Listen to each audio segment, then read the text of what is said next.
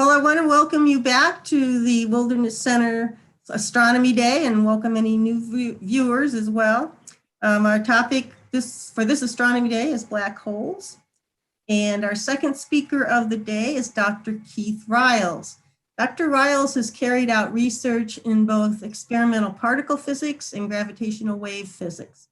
As a charter member of the LIGO Scientific Collaboration, founded in 1997, he initially led the LIGO Detector Characterization Group and more recently has led searches for continuous gravitational waves from galactic neutron stars. His group at the University of Michigan hunts for signals 10,000 times weaker than the first gravitational waves detected from black holes in September 2015. And I give you Dr. Riles. Thank you for being here today. Well, thank you for inviting me. Can you hear me okay? Yep. Yes. Okay, great. Okay, so I'd like to tell you about one way to detect black holes using what's known as gravitational wave physics or gravitational wave astronomy. This title slide shows you a number of graphics that represent different types of gravitational waves, one of them being a fairly artistic rendition of a detection. And I'll talk about these as I go along. We'll also talk a bit about neutron stars, which are sort of the next step just before you get to a black hole, something that is incredibly compact, but not quite as compact as a black hole. So when I talk about a gravitational wave, that probably brings to mind some notion of a wave like the ripples you see here on this pond.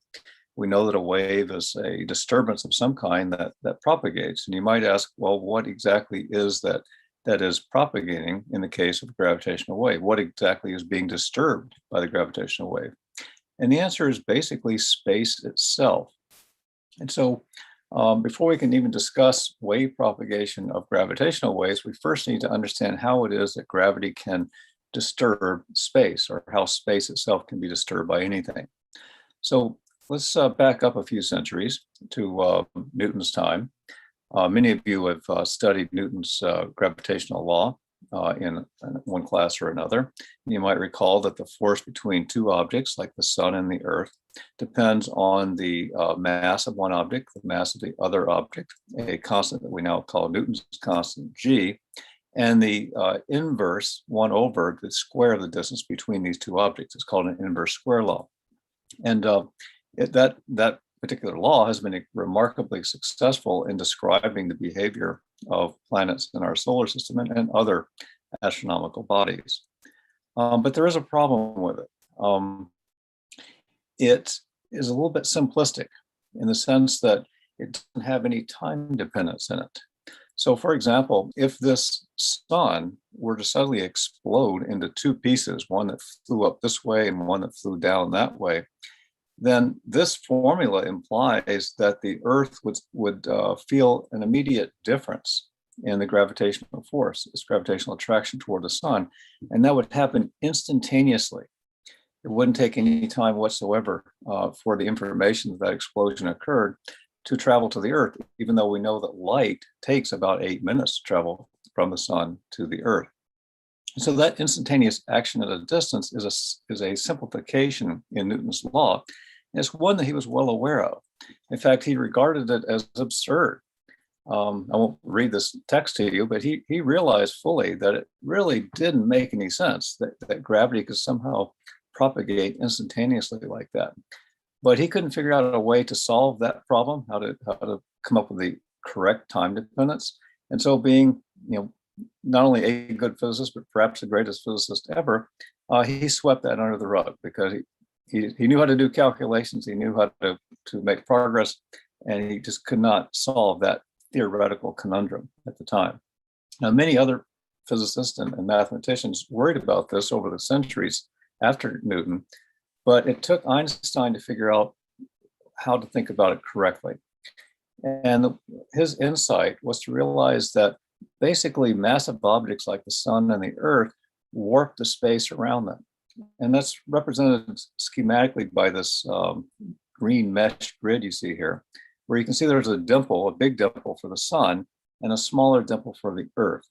And the basic idea is that this is a two-dimensional representation of what's happening in three-dimensional space around these objects. There is a warping of the space around these objects, and the Earth travels in a circle around the sun, not because of a force, a Newtonian force between the Earth and the sun. That's one way to think about it.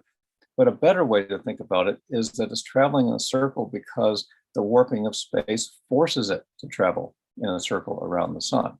And the fact that it has its own little dimple here means that satellites that go around the Earth are also being forced to go in that orbit by the warping of the space due to the Earth's own mass.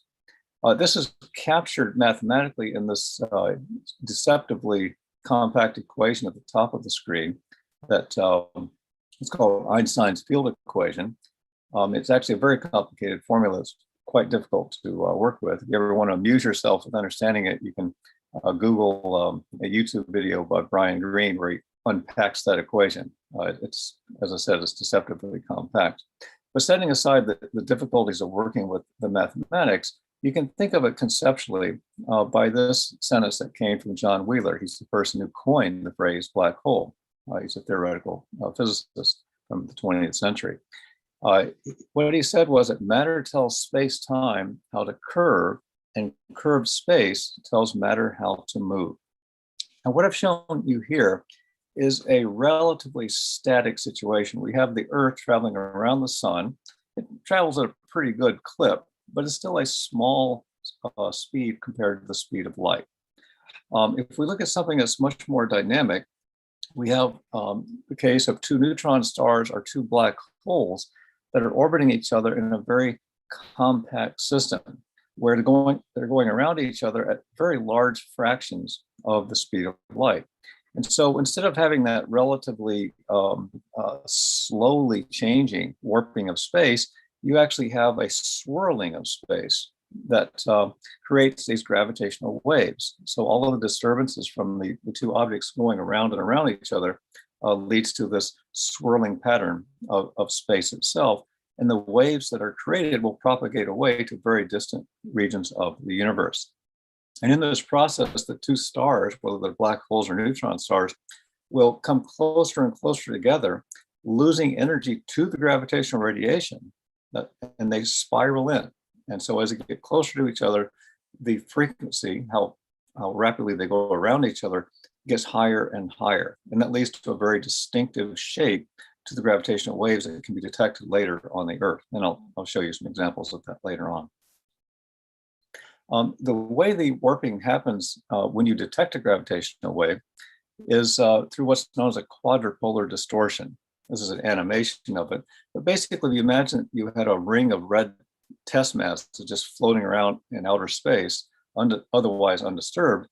If a gravitational wave were to come along, it would basically force the ring to stretch horizontally while compressing vertically. And then half a period later, it does the opposite. It stretches vertically and compresses horizontally. And so that characteristic pattern is known as a quadripolar pattern. And it's one of the things we look for in verifying that what we see is a gravitational wave. So let me talk about how you might actually detect a gravitational wave.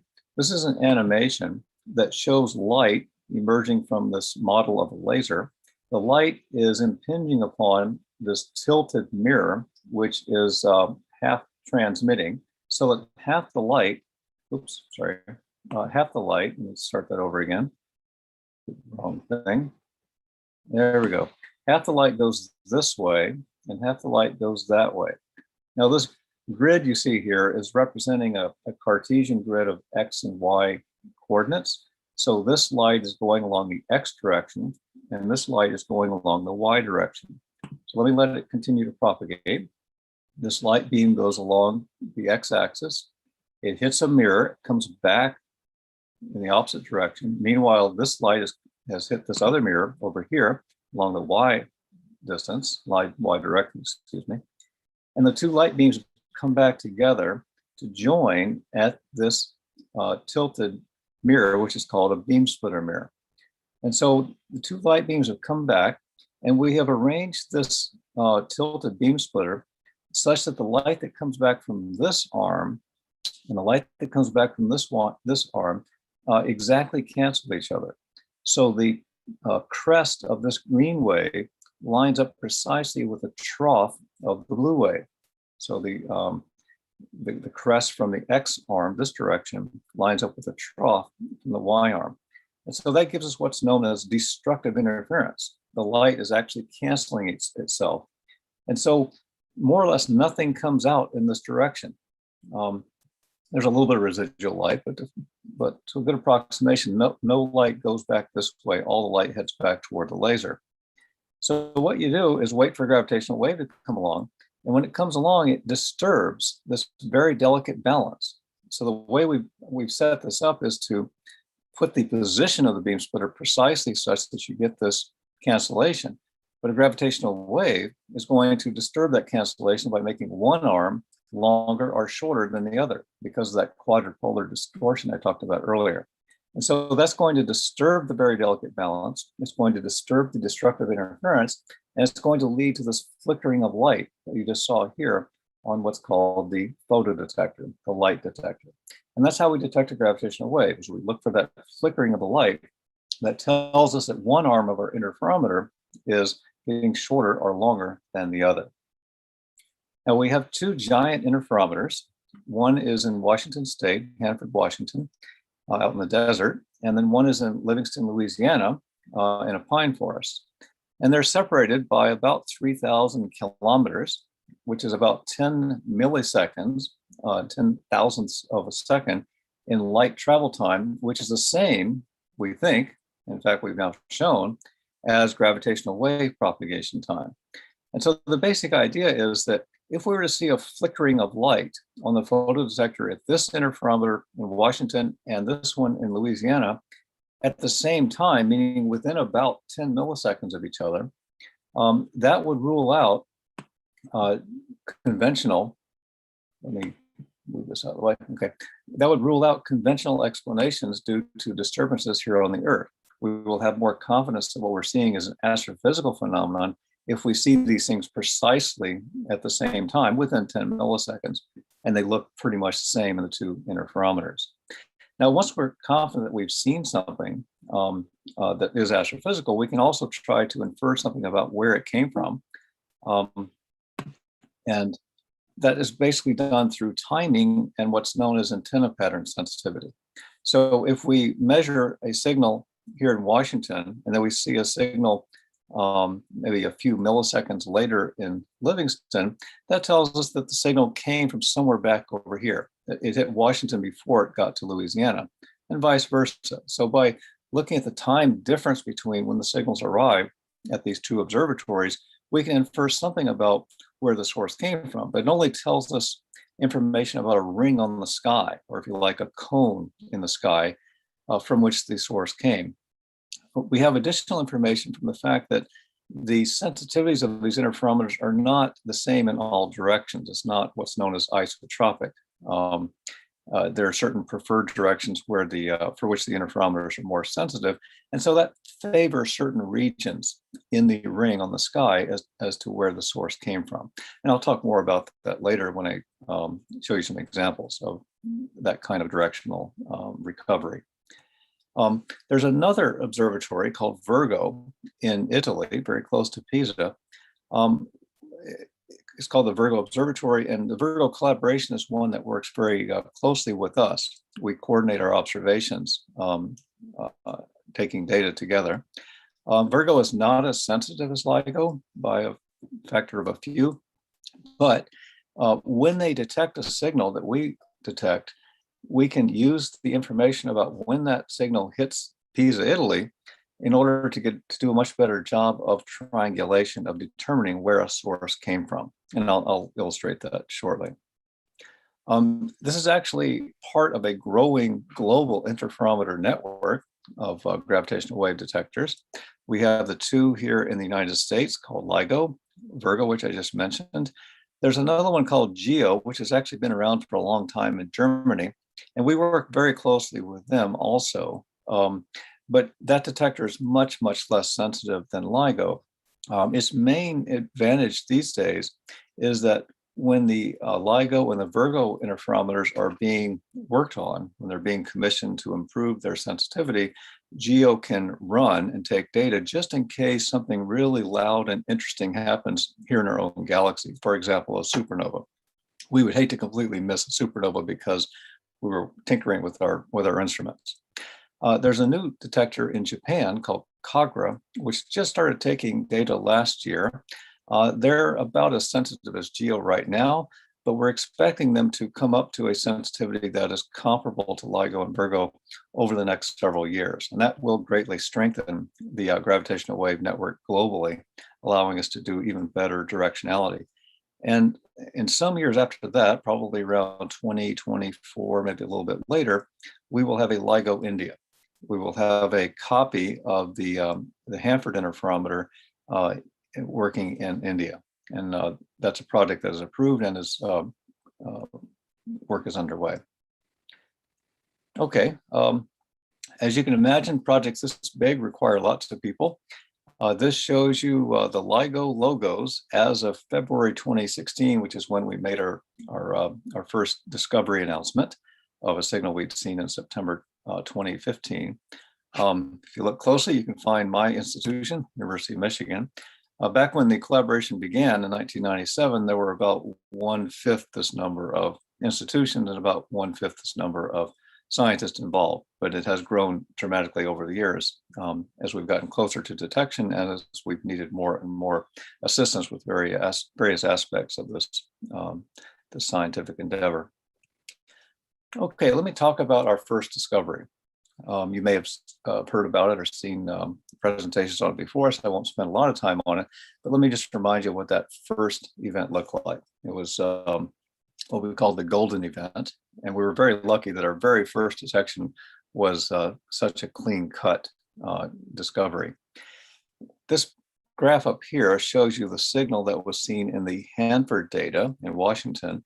The blue squiggle you see here shows what was seen in Livingston, Louisiana at almost the same time. And if you take this red squiggle and you flip it upside down because of the rotation of the two interferometers with respect to each other, and you shift it over about 7 milliseconds, it matches up beautifully with what was seen in Livingston. So this is our confirmation that what we were seeing was a truly astrophysical event. We had this very characteristic squiggle in both interferometers almost at the same time within the 10 millisecond window that we would required for it to be a truly gravitational wave event. Unless there are questions later, I won't discuss these other squiggles here, but let me mention these two graphs at the bottom. These are what are known as spectrograms. It has the same horizontal scale, namely time in seconds. So this whole thing happened over just a couple of tenths of a second. And what is shown vertically is the characteristic frequency of the signal at that moment. You can see that the squiggle here is getting closer and closer together, meaning the characteristic frequency of the signal is getting higher and higher. And that's because of that in spiral or death spiral I mentioned earlier when the two stars that made this waveform came together. So in this case, what we're looking at is the in spiral of two quite massive black holes, each one about 30 solar masses, that came together and got closer and closer to each other and sped up and had a higher frequency of radiation as a result. The intensity pattern you see here, the color, is a measure of the strength of the gravitational wave. And you see this very characteristic chirp pattern that mirrors what you see here in the time domain, where the intensity and the frequency of the wave suddenly increased dramatically just in the last tiny fraction of a second before the two stars came together to form a single black hole. So I call this a golden event. It turned out to be only our first golden event. I'll show you another one in a few minutes. These are the parameters that we recovered from the waveforms I just showed you. We concluded that one of the black holes had a mass of about 36 solar masses, and the other one had a mass of about 29 solar masses. And the final black hole that was formed from those two black holes had a total mass of 62 solar masses. and the distance away was about 410 megaparsecs, or in more familiar units, maybe about 1.3 billion light years. So it happened a long time ago in a galaxy far, far away. You might be bothered by the fact that 36 plus 29 is not equal to 62. That's telling you something. That's telling you that a lot of energy was lost, mass energy was lost in the form of gravitational waves during this process. Gravitational waves carry an enormous amount of energy. And in this case, 3 solar masses of energy were vaporized in a small fraction of a second, leading to a luminosity, so to speak, in gravitational radiation that was brighter than the entire rest of the universe combined in ordinary light. Let me play for you a combination of audio recording and the spectrogram I showed you a moment ago. It's going to play for you on the screen, and it's going to overlay, in some sense, audio with video. And it does so several times, just to illustrate, so you can get a sense of the pattern of the characteristic frequency and the timing of these waves. And to help you pick up on the underlying frequency evolution, the pattern is played both at real frequency and at a shifted frequency that's a little easier for your ear to pick up, and play several times, so you'll hear the same thing multiple times. So let me play that for you.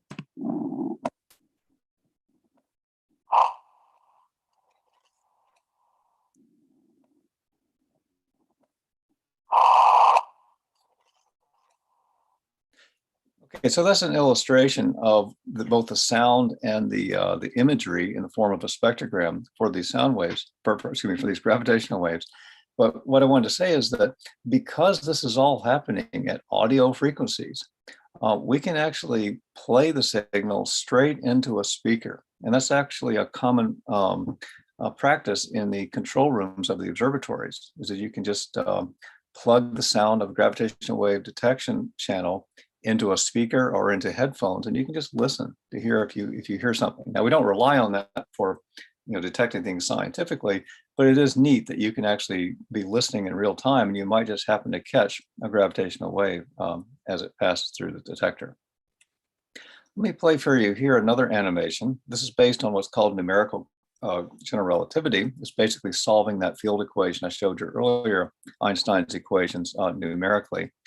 And what it's showing is what a little region of the Milky Way would look like if you had 2 black holes like the ones that were detected in September 2015, if they were between you and that field of stars. Because gravitational waves behave sort of like lenses. They bend the space around them the same way a lens, any light that travels in the vicinity of the black hole is going to be bent the same way that light is bent going through, say, a glass lens.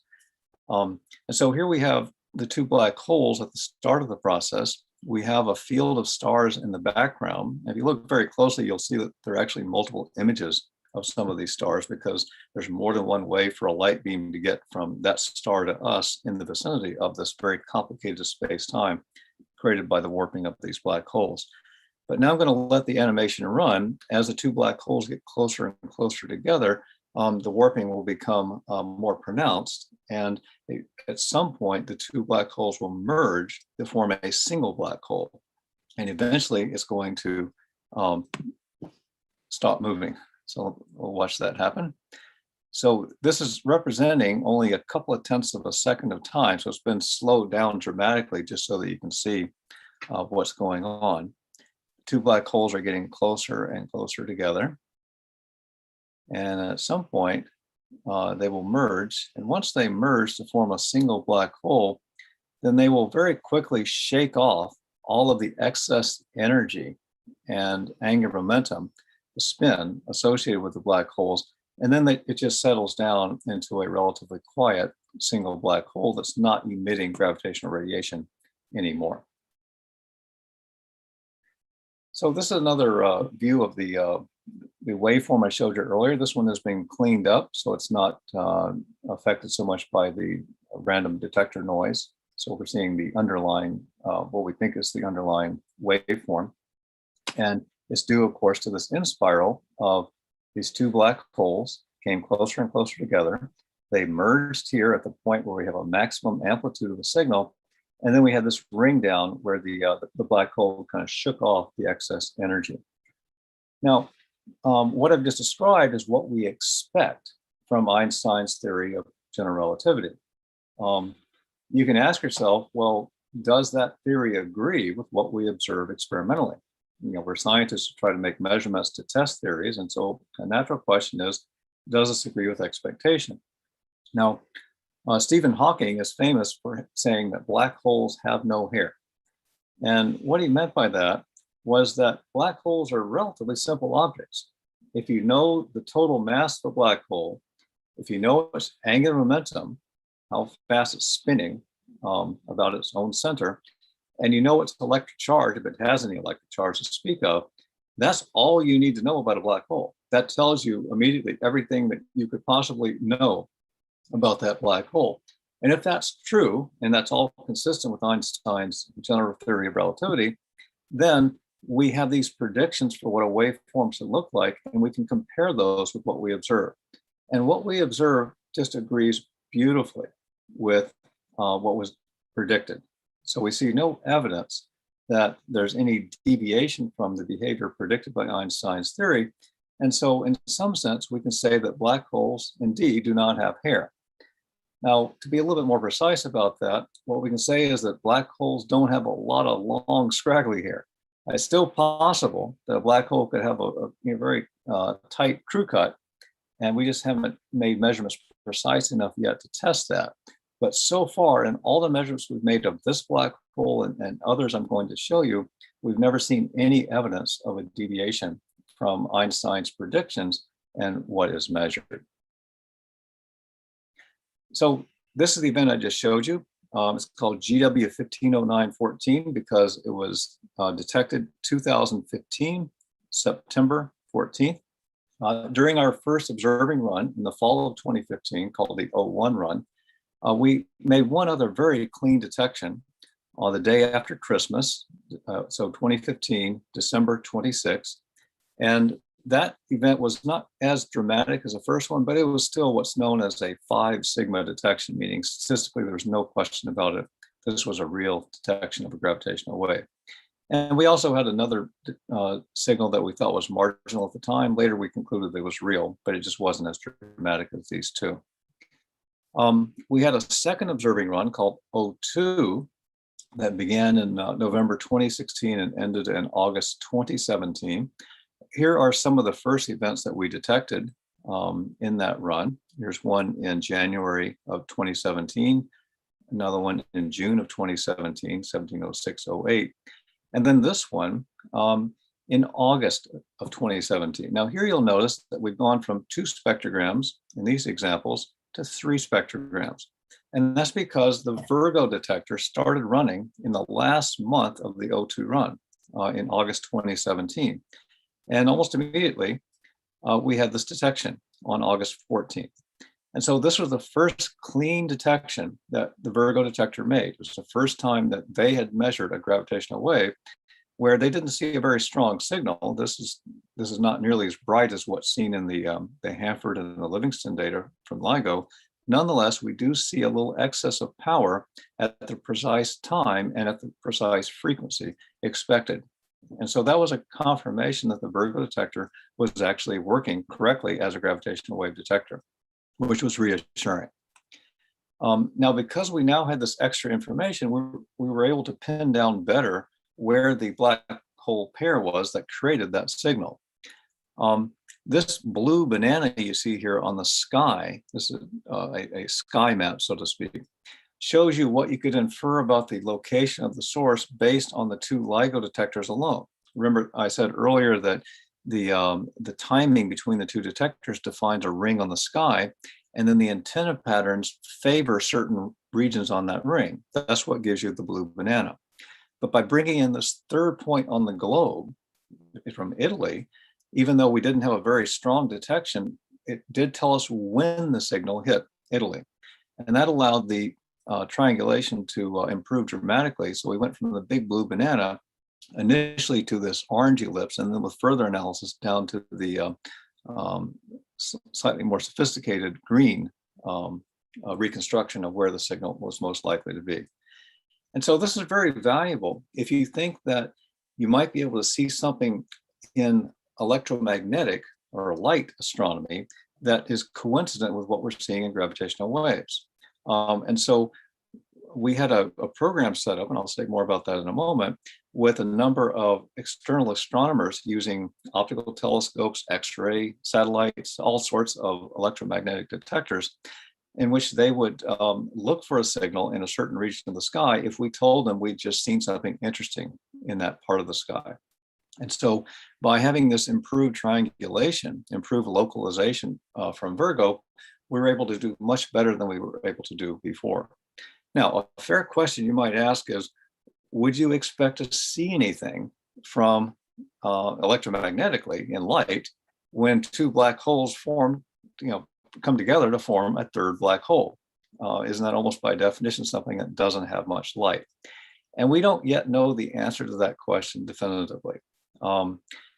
We tell astronomers where to look just in case there might be something interesting. And there are some theories out there that suggest that maybe there would be some visible light associated with, say, the accretion disk around a black hole. If two accretion disks come together, you might get some interesting electromagnetic radiation.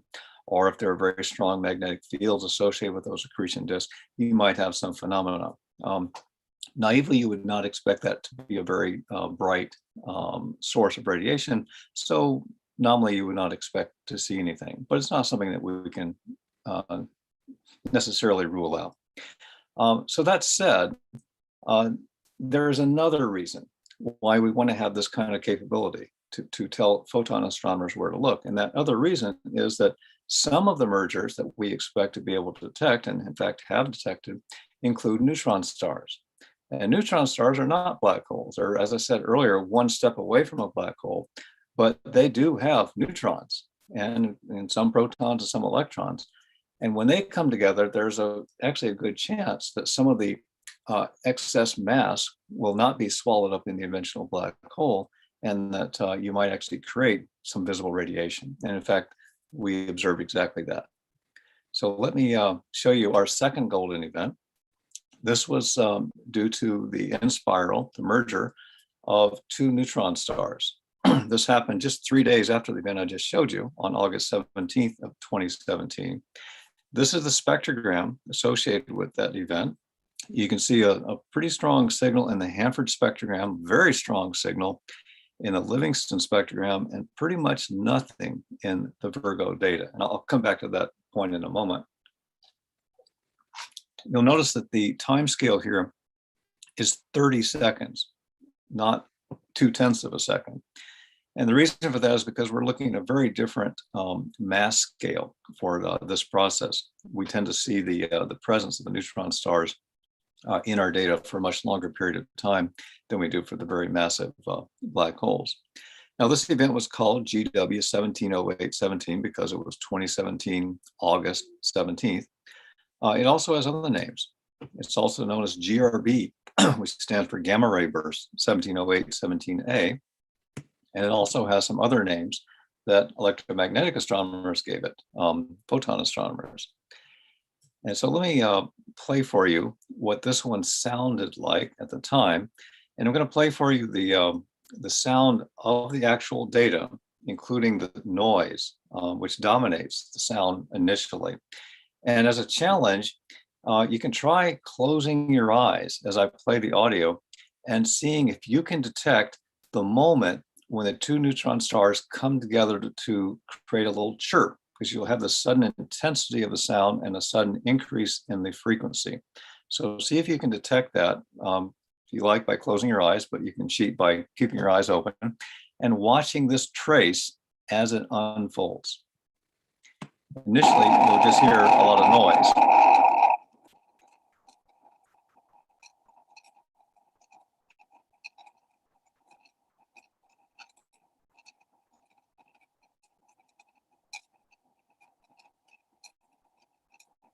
There's our trace. See the frequency here. is increasing.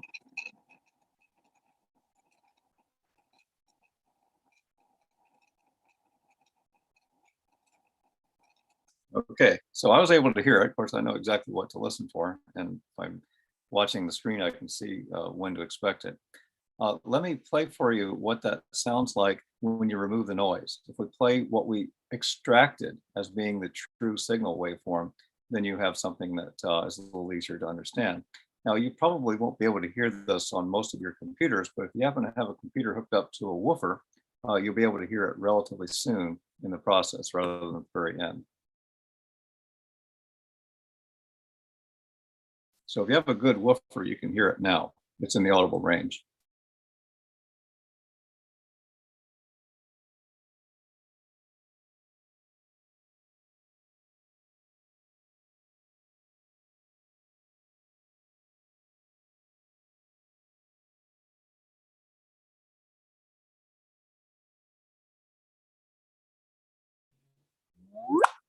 Okay, I should also say that I amplified the sound of the signal for that demonstration. So it has a very characteristic sound, and if you're listening to it, but more to the point, if you have signal processing software that's designed to detect exactly that sound, then you can know when these signals happen, and you can respond very quickly and notify electromagnetic astronomers that something interesting has just happened. And in fact, we did that. As it happened, there was a satellite that was taking data at that time called the Fermi gamma ray satellite. Let me play you what their data looks like and sounded like, so to speak, at the same time that we made our detection. So here we have our spectrogram showing only 6 seconds this time.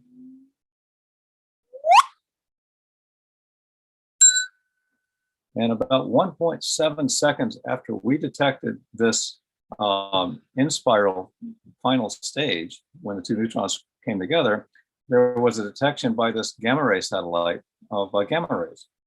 And we don't think that's a coincidence. We think that's because in the process of the two neutron stars coming together, they formed a jet of particles that came flying out. And after some amount of time, about 1.7 seconds, there was a gamma ray emitted that was a little behind the gravitational wave signal that came out initially. And so it took a little bit longer for us to get that signal here on the Earth from when the gravitational wave arrived at the Earth. Now, you can use that coincidence to set limits on the difference between the speed of light and the speed of gravity. And if you do that, what you find is that the speed of gravity is within about 1 part in 10 to the 15 or so of the speed of light. So the speed of light and the speed of gravity agree absolutely beautifully. We think they are pretty much the same. And Einstein's theory says, yes, they are in fact exactly the same, that light waves and gravitational waves are limited by exactly the same universal speed limit, what we call the speed of light. Let me play for you an animation from NASA of this process that shows the two neutrons coming together, two neutron stars coming together. And I'll stop it in a moment.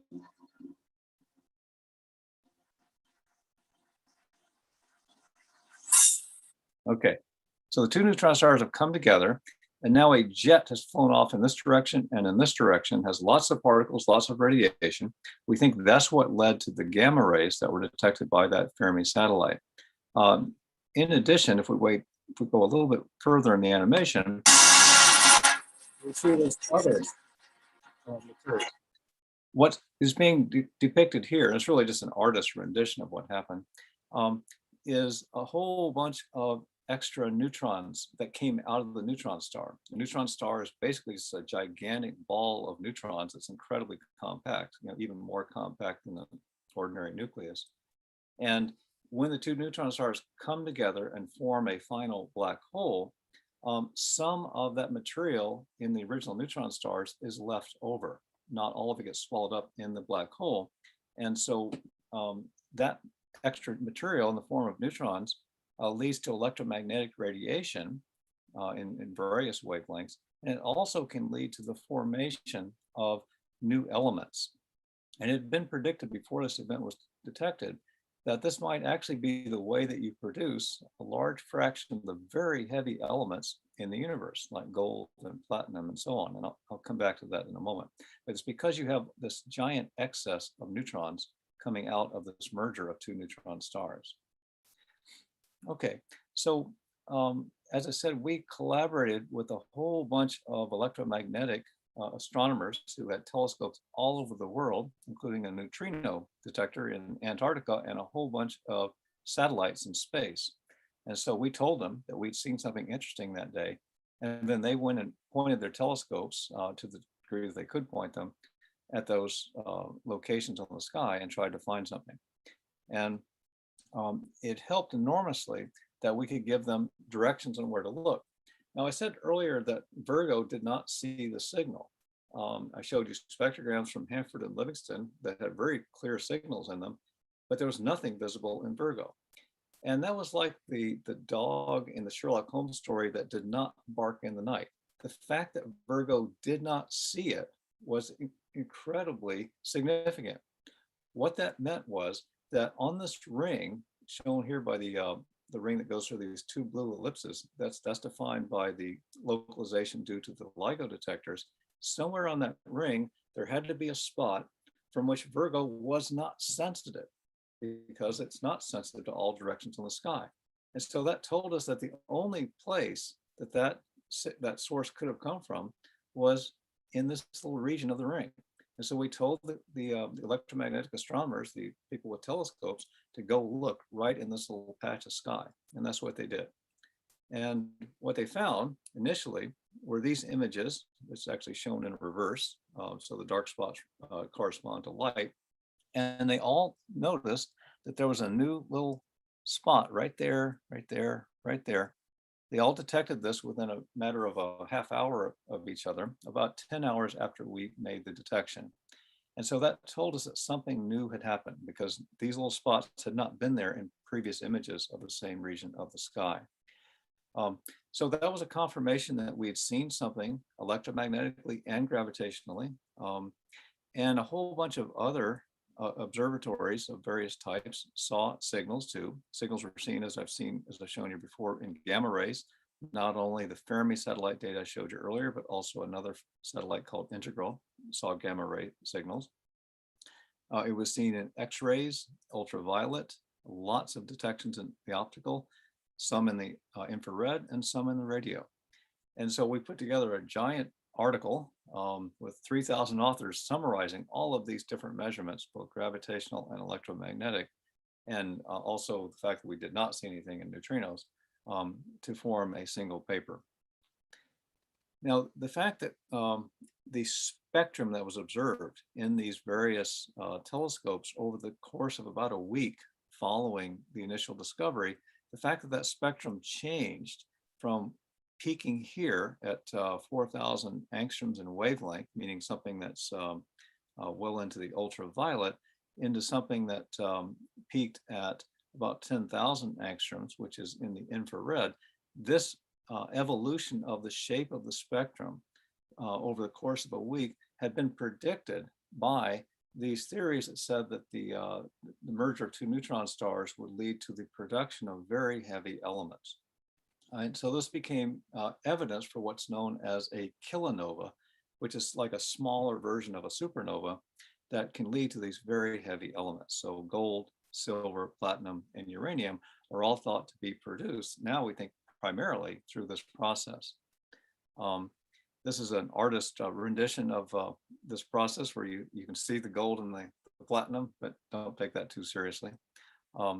It got the attention of Business Insider, and they may have had thoughts of harvesting that gold, but in fact, it would be pretty difficult to do that from an object that's 130 million light years away.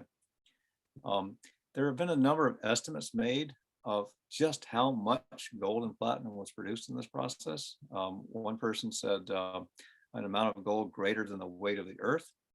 Another person said 10 times the mass of the Earth in gold and platinum. Another person tried to estimate the monetary value of it.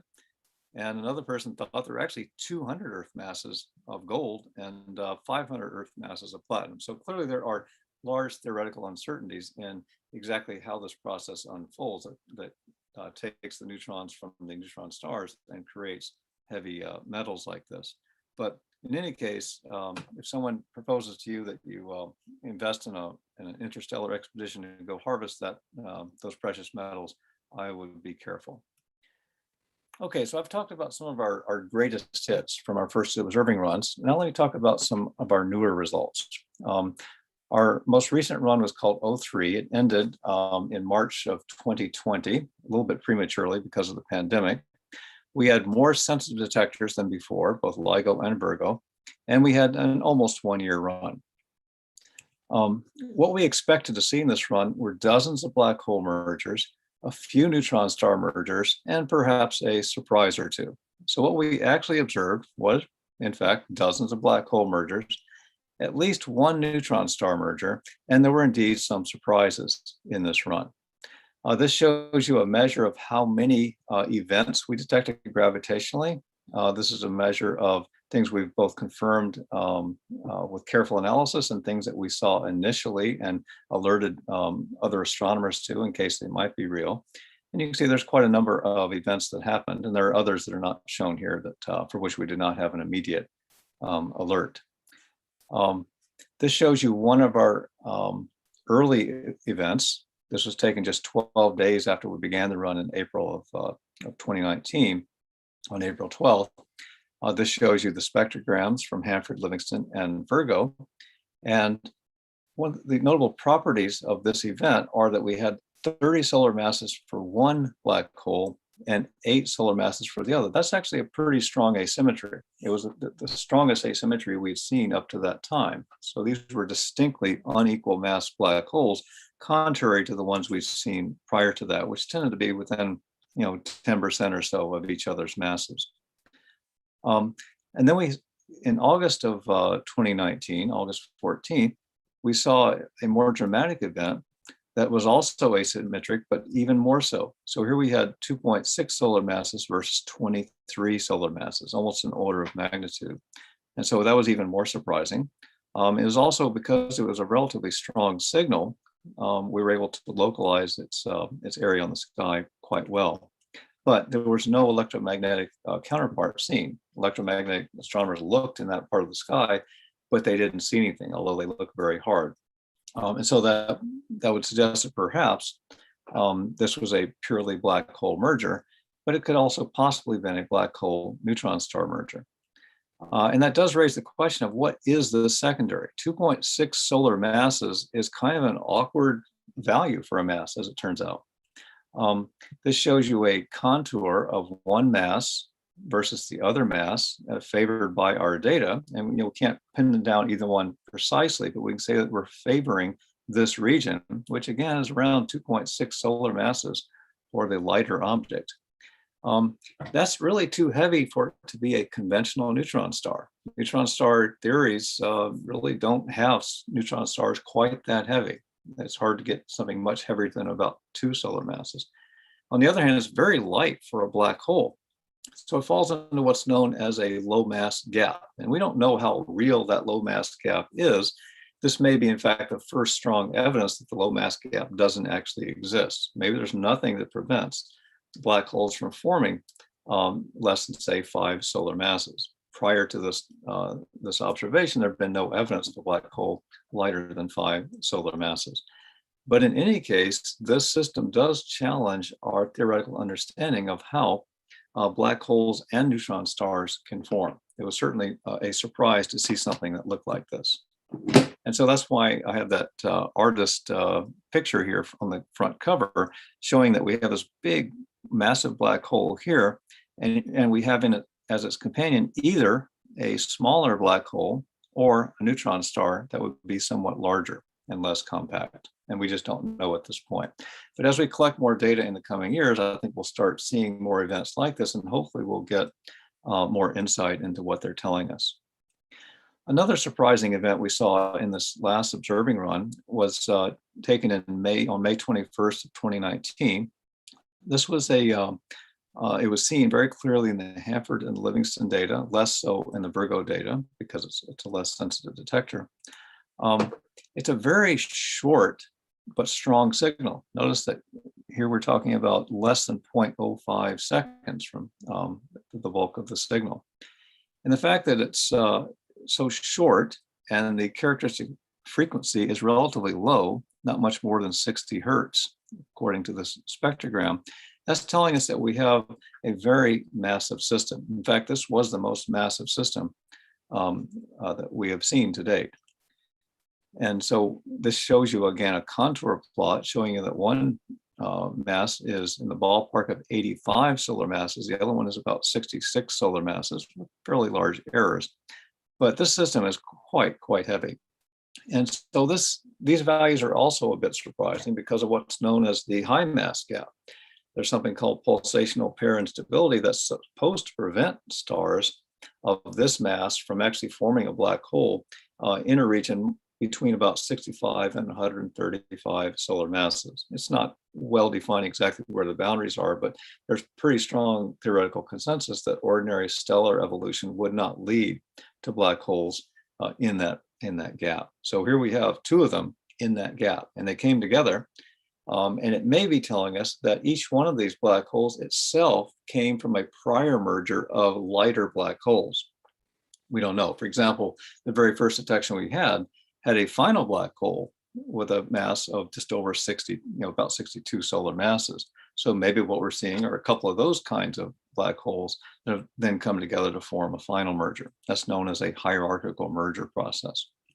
One other thing of note is that the total mass of the system, which basically tells us the total mass of the final black hole, is above 100 solar masses, which is a very clean detection of what's known as an intermediate mass black hole. And in fact, the very first definitive detection of a mass of a black hole that massive, but not so massive as to be what you would find, say, at the center of our own galaxy, what's known as a supermassive black hole.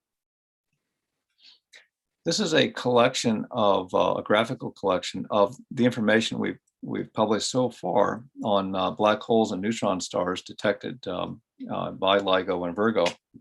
In each one of these little diagrams, we show the two initial masses on the vertical scale. These are units of solar masses, and then their final mass is shown by what the arrow points to.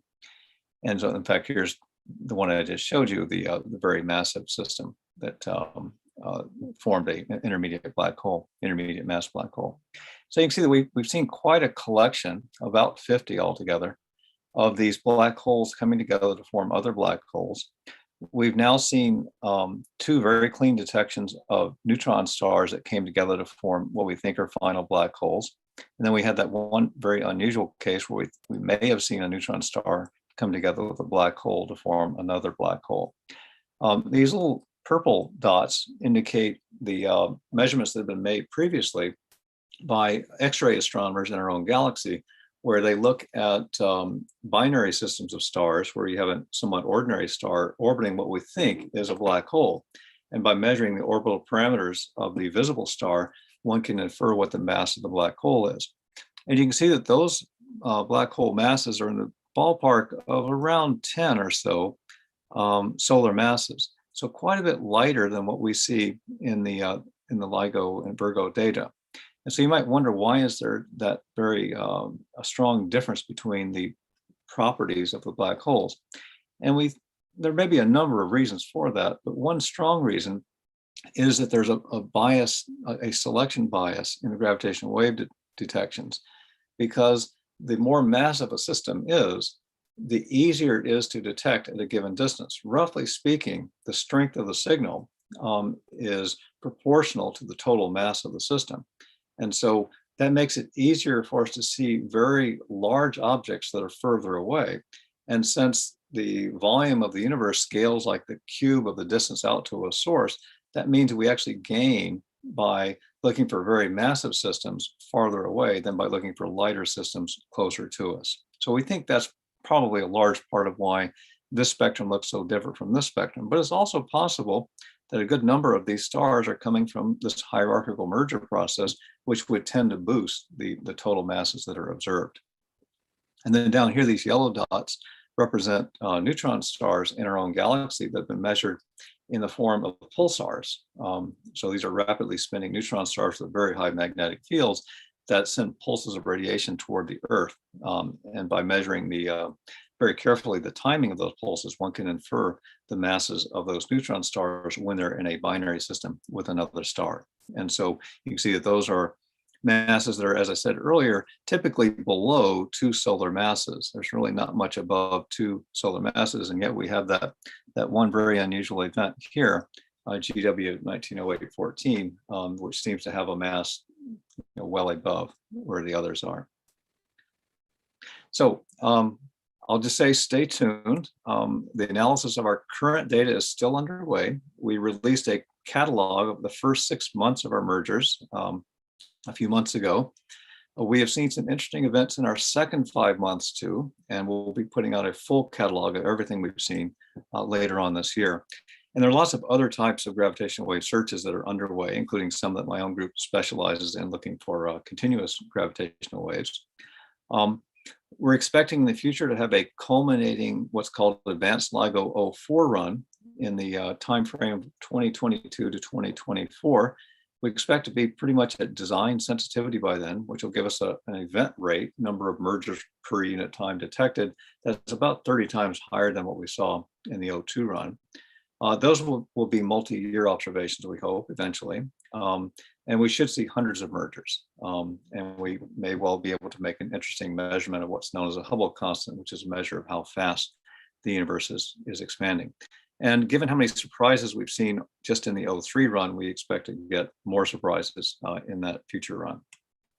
This shows you a kind of a timeline of when we expect to be making observations in these different intervals. And these numbers represent how far out in space we can see for a binary neutron star merger. And you can see we get further and further out as we make more and more sensitive detectors. The detector is going to be upgraded into something called A+, and Virgo is also going through a similar upgrade. That should improve our sensitivity by about a factor of 1.7. And that gives us about 5 times more events per week because it allows us to see further out, and because of that cubic dependence of volume and event rate on distance that we gain pretty rapidly. That has been approved and is now funded by the National Science Foundation, and work is underway to get ready for that. Longer term, we hope eventually to have a new facility called Voyager in the same observatory, using the same observatory infrastructure at Hanford and Livingston. That should give us another event rate boost. It involves changing laser wavelengths, so it's a pretty significant change. And it involves modest cryogenics, lowering the temperatures of the mirrors. And ideally, one would stabilize that configuration and run for maybe a decade as what's known as Voyager in these ideas. But longer term, what's more exciting is something called Cosmic Explorer here in the US, and there's an idea called Einstein Telescope in Europe. The idea is to make even more sensitive interferometers. And here in the US, what we're looking at is basically a 40-kilometer version of LIGO. The LIGO interferometers have arms that are 4 kilometers long. I showed you some aerial pictures of that. So imagine expanding that by a factor of 10. That actually gains you, roughly speaking, a factor of 10 in sensitivity. And so you increase the volume of the universe that you can see by about a factor of 1,000. You need a lot of land for that, of course, and so that gets you into sparsely populated regions, and the Utah desert would be one natural place. So let me summarize. We have observed about 50 mergers of stellar mass black holes. These are definitive discoveries, and then we have a number of other things that are less definitive. The Virgo detector has detected a number of gravitational waves too, and that has dramatically improved our triangulation, our localization of sources, and that has made this electromagnetic follow-up by other astronomers feasible. And in fact, we've had so far 2 discoveries of binary neutron star mergers, one of which, 1708-17, was our second golden event. We had a really successful electromagnetic follow-up campaign that saw signals in gamma rays, X-rays, ultraviolet, infrared, and even radio.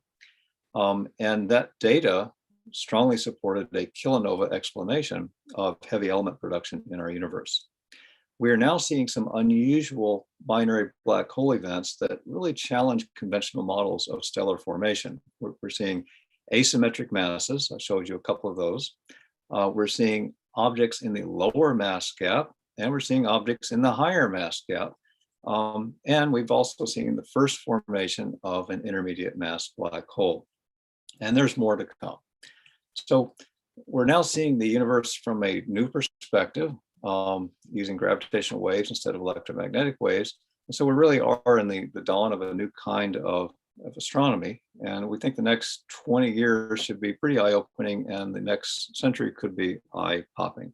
And with that, I'll close and take your questions. All right, I have a couple of questions in chat. Let's see what I've got here. Okay, let me go full screen mode and see if I can see the chat window. Yeah, it says, how quickly can you feed astronomers a triangulation for multi-messenger observation? Okay, I don't seem to be able to see the chat window.